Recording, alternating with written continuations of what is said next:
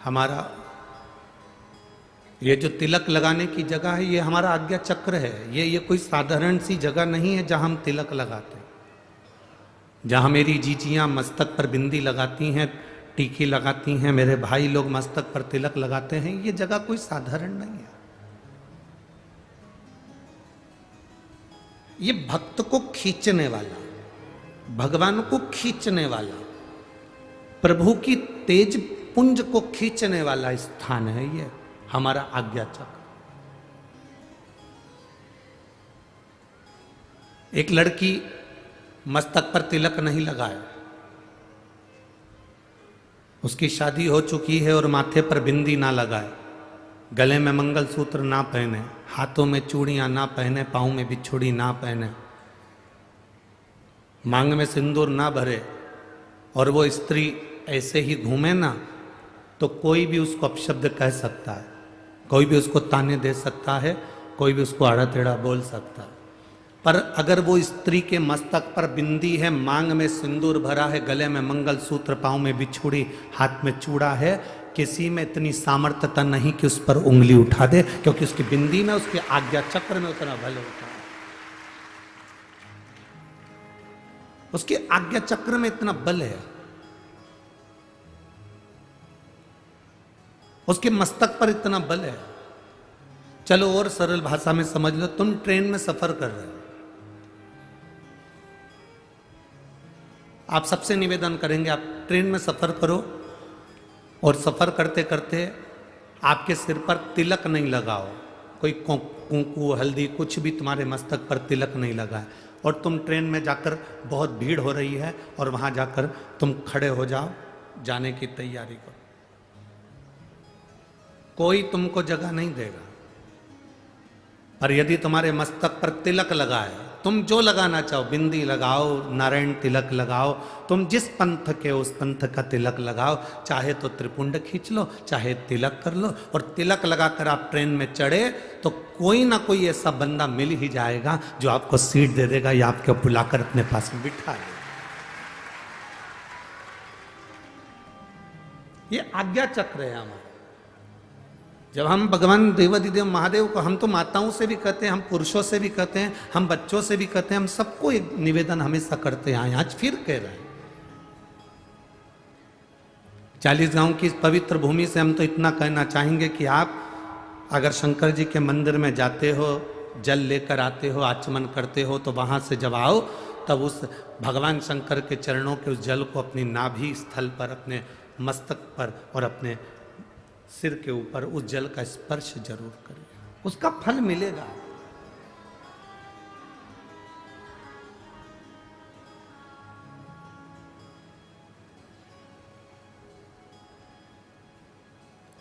उसका एक आनंद अपनी जिंदगी में प्राप्त होगा। क्यों मस्तक पर भस्म लगाते हैं? आखिर शिवजी पे चढ़ी हुई भस्म का इतना प्रभाव क्या है? शंकर भगवान पर चढ़े हुए भस्म का, त्रिपुंड का इतना प्रभाव क्या है? लिंगायत शिव संप्रदाय के अंतर्गत मस्तक पर त्रिपुंड खींचा जाता है। यहां अगर कोई लिंगायत शिव संप्रदाय के बैठे होंगे तो उनके स्मरण में होगा। लिंगायत शिव संप्रदाय के अंतर्गत मस्तक पर त्रिपुंड लगाया जाता है। उस त्रिपुंड का भाव क्या है? क्यों, किस लिए? एक कथा बड़ी सुंदर है, आप लोगों ने स्मरण में लिया होगा। दुर्वासा बाबा का जब प्रागट्य हुआ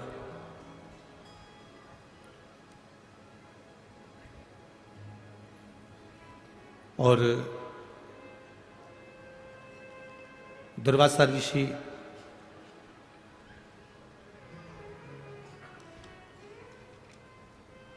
कुछ अवस्था धारण करे,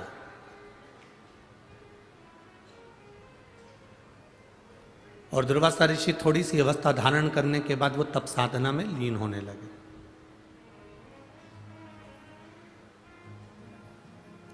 जब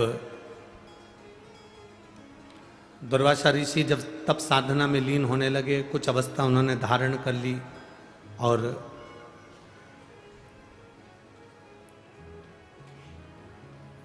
दुर्वासा जी जब एक अवस्था धारण कर कर तप साधना में लीन होते हैं, एक बार उनके मन में आया कि मैंने बैकुंठ बहुत देखा, मैंने ब्रह्मलोक बहुत देखा, मैंने इंद्रलोक बहुत देखा, मृत्युलोक का भी मैं बहुत भ्रमण करा हूं। दुर्वासा जी के मन में एक भाव जागृत हो गया कि मैंने सारे लोक देखे हैं, केवल एक लोक देखना रह गया है, वो है नरक लोक।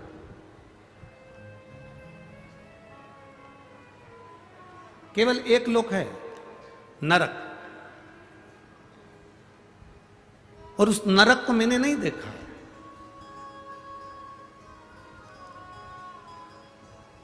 मेरी जीजियों, मेरे जीजाओं, मेरी बेटियों, बेटाओं, मेरी माताओं, मेरे भाई, संत साधु गुरुजन सब इस कथा में बैठे हैं और माननीय श्री उन्मेष जी पाटिल जी सांसद महोदय इस कथा को करवा रहे हैं। बड़े ध्यान से सुनना इस कथा कि एक मस्तक पर त्रिपुंड लगा हुआ, भस्म लगा हुआ, शंकर जी के चढ़े हुए जल का मात्र मस्तक पर त्रिपुंड धारण कर लेना, शंकर जी पे चढ़े हुए जल को मात्र अपने शरीर पर छींट लेना, शंकर जी पे चढ़े हुए जरा से निर्माल्य को अपने शरीर से छुआ लेना, शंकर जी पे चढ़े हुए भस्म को अपने सिर पर मस्तिष्क पर धारण कर लेना, और उस निर्माल्य की क्या पूंजी है, उस निर्माल्य का फल है।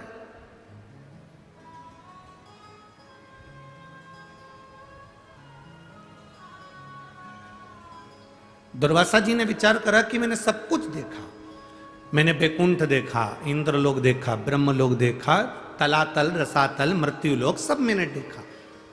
पर दुर्वासा जी मन में सोचे कि मैंने केवल नहीं देखा तो केवल एक नरक नहीं देखा, मैंने नरक नहीं देखा, एक बार मुझे नरक देखना।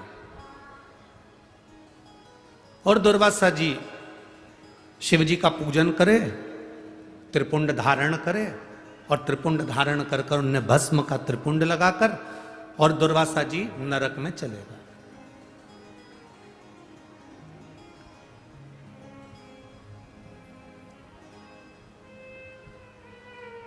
जैसे ही दुर्वासा जी नरक में पहुंचे,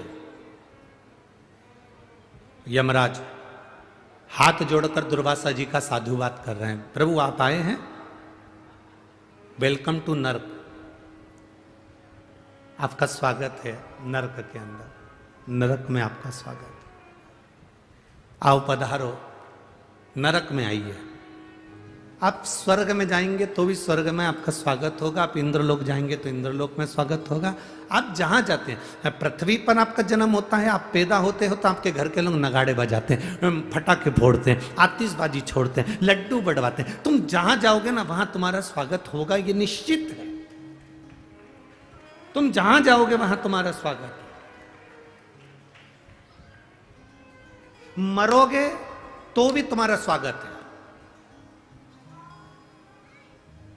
शमशान जाने से पहले ढोल नगाड़े बैंड बाजे तुम्हें सजा धजा के राम नाम, अरे बोलो बोलो जम के बोलो जरा, राम नाम सत्य है, बोलते बोलते स्वागत करते करते तुमको लेकर जाएंगे। हर जगह तुम्हारा स्वागत, जन्म में भी मृत्यु में भी, प्रत्येक जगह। स्वर्ग गए तो वहां स्वागत है, इंद्रलोक गए तो वहां स्वागत है, जहां तुम जा रहे हो वहां तुम्हारा। अब जैसे ही दुर्वासा बाबा नरक में गए तो नरक में जाते से दुर्वासा जी का स्वागत हुआ, वेलकम नरक, आओ ये नरक में आपका दरवाजा खुला है, आइए।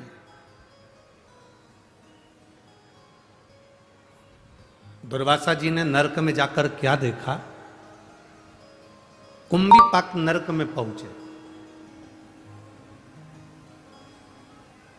और उस कुंभीपाक नरक में दुर्वासा जी, एक कुंड बना हुआ था, जिस कुंड में पापियों को पटका जाता था।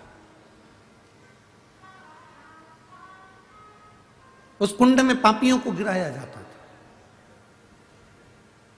और जिस कुंड में पापी गिरते हैं, उस कुंड में दुर्वासा जी ने देखा कि पूरे नरक में लोग त्राही त्राही कर रहे हैं, चिल्ला रहे हैं, चीख रहे हैं, कुंड में भी लोग फंसे हुए हैं। और उसी समय पर दुर्वासा जी ने विचार करा कि इतना विशाल कुंड है नरक के अंदर, इतना विशाल तालाब बना हुआ है नरक के अंदर, चलो मैं इस तालाब में एक बार जरा झांक कर देखूं कि है कौन। और जैसे ही दुर्वासा ऋषि उस नरक में, उस कुंड में नीचे झांकते से ही दुर्वासा जी क्या देखते हैं कि उस कुंड में से, नरक की उस कुंड में से एक बैकुंठ जैसा सुंदर एक स्थान प्रकट हो जाता है, और जिसको बैकुंठ कहा जाता है। बड़ा सुंदर बैकुंठ प्रकट हो। अब नरक और नरक के अंदर कुंड, और कुंड में क्या प्रकट हो गया? जम के बोलो जरा, अच्छा आवाज आना चाहिए हमारी तक कि क्या प्रकट हुआ? बैकुंठ प्रकट हुआ। कितना आश्चर्य है, कितना बड़ा आश्चर्य, जरा विचार करिए। नरक में भी सबसे कठोर नरक कुंभीपाक नरक, और कुंभीपाक नरक में जो कुंड बना है, उस कुंड में क्या प्रकट हो गया? बैकुंठ। उसमें बैकुंठ प्रकट हो। दुर्वासा जी के मन में खलबली मच गई। नरक के अंदर बैकुंठ कैसे आ सकता है? ये नरक के अंदर ये बैकुंठ कैसे प्रकट हो सकता है? खलबली मच गई। जैसे ही खलबली मची, सामने थोड़ी दूर पर यमराज आए। यमराज ने आकर हाथ जोड़े दुर्वासा जी के, प्रभु क्या बात है, आज आपका चेहरा बड़ा उदास दिख रहा है, क्या हुआ क्या है?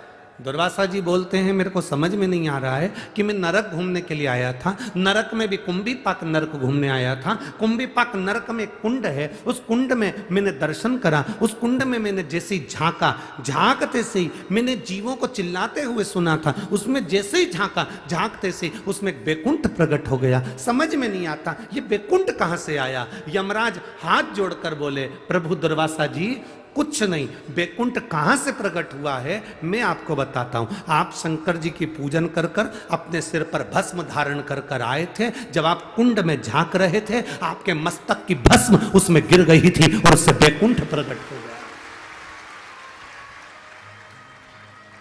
केवल मस्तक की भस्म, जब आप झांक रहे थे, झांकते समय मस्तक की भस्म उसमें गिर गई थी, और वो भस्म गिरने से बैकुंठ प्रकट हो गया। कहां प्रकट हुआ? जम के बोलो जरा। नरक में। नरक में भी कुंभीपाक नरक में, और कुंभीपाक नरक में भी ऐसे कुंड में जिसमें जीवों को तड़पाया जाता था, पटका जाता था, उस कुंड में बैकुंठ प्रकट हो जाता है। शिव महापुराण की कथा कहती है, जब शंकर जी के चढ़ी हुई भस्म सिर पर लगाकर हम जाते हैं, और वो भस्म जहां पर भी जाकर थोड़ी सी भी गिरती है, तो हम जैसे पापियों का उद्धार करने के लिए बैकुंठ को प्रकट कर देती है। बैकुंठ को प्रकट